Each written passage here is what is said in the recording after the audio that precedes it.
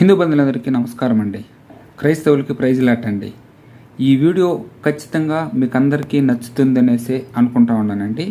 చూడండి, కరెక్ట్గా లాజిక్గా మాట్లాడే ఒక క్రైస్తవ పాస్టర్ని ఫస్ట్ టైం చూస్తున్నానండి నేను. ఇంతవరకు ఏ పాస్టర్ కానీ ఇంత బాగా మాట్లాడలేదు. ఫస్ట్ టైం చూస్తున్నానండి నేను. ఖచ్చితంగా ఈ వీడియోని మీరు కూడా పూర్తిగా చూడండి. పూజ చేసి దాని మీద వంట చేస్తే తినదంటే ఈవిడ. అదే నిజమైతే రైతు భూమి పూజ చేసే వరి పండిస్తున్నప్పుడు నువ్వేం తినకూడదు? మరి తినేస్తున్నావే. షాపుల్లోంచి నువ్వు బ్యాగులు తీసుకొచ్చినప్పుడు దాని మీద ఎవరి ఫోటోలు ఉంటున్నాయి? వారి ఇష్టదైవం ఫోటోలే ఉంటున్నాయి. మరి ఎలా తెచ్చుకుంటున్నావు? ఉదయం నువ్వు షాపుకి వెళ్ళి 1 కేజీ షుగర్ కావాలని అంటే ఫస్ట్ వాళ్ళు షాప్ తెరిచి ఏం చేస్తారు? తమ ఇష్టదైవానికి మొక్కి షాప్ అంతా తిప్పి మళ్ళీ తర్వాత డబ్బుల పెట్టెలో కూడా ఆ తర్వాతే కదా నీకు ఇస్తున్నారు. ఆ లెక్క ప్రకారం నువ్వు ఏ షాపులో ఏం కొనకూడదుగా. మరి ఎందుకు కొంటున్నావు?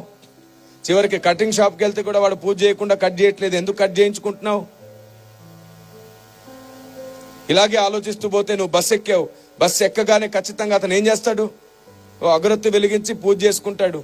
ఆ తర్వాత బస్ స్టార్ట్ చేస్తాడు. ఆ లెక్క ప్రకారం నువ్వేం ఎక్కకూడదు. ట్రైన్ని ఎవరో ఒక కేంద్ర మంత్రి వచ్చి పూజ చేసి ప్రారంభిస్తాడు అట. అలాగైతే నువ్వేం ఎక్కకూడదు. ఇలా ఆలోచిస్తే నువ్వు వేసుకున్న బట్టలు ఏదో ఒక షాప్లో పూజ చేసినాక అమ్మారు. అప్పుడు నువ్వేం వేసుకోకూడదు. చూసారా? ఈ వీచే గాలి ఉంది చూసారు. ఈ గాలిని హైందవ సహోదరులు వాయుదేవుడా అని మొక్కుతారు. అప్పుడు నువ్వు ఏం పీల్చకూడదు. అప్పుడు కదా చచ్చూరుకుంటావు. బుద్ధి లేని లాజిక్లన్నీ పెట్టి క్రైస్తవ్యాన్ని ఇంకా వ్యతిరేకంగా శత్రువులుగా మార్చేస్తారా? సువార్తకి ఇంకా ఆటంకంగా నిలబడతారా?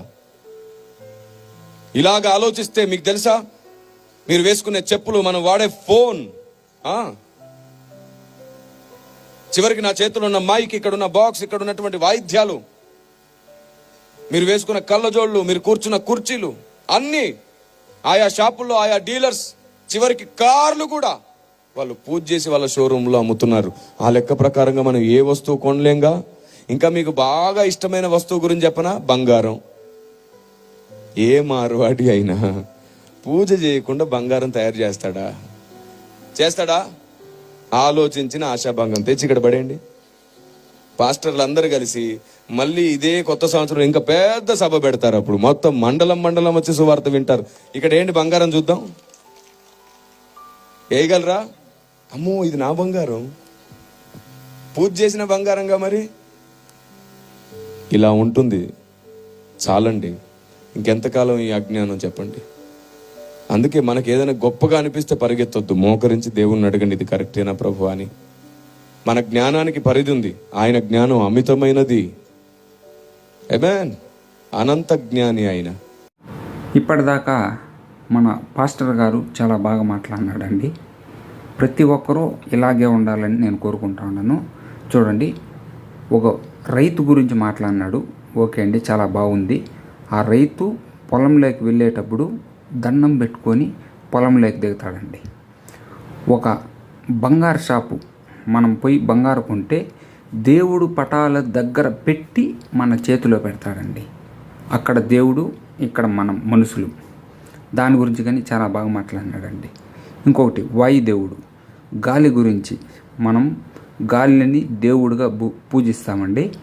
అతను క్రైస్తవులు ఎవరు కానీ ఈ గాలిని పీల్చకండి, చచ్చి ఊరుకుంటారు అనే ఉద్దేశంతో మాట్లాడినాడు.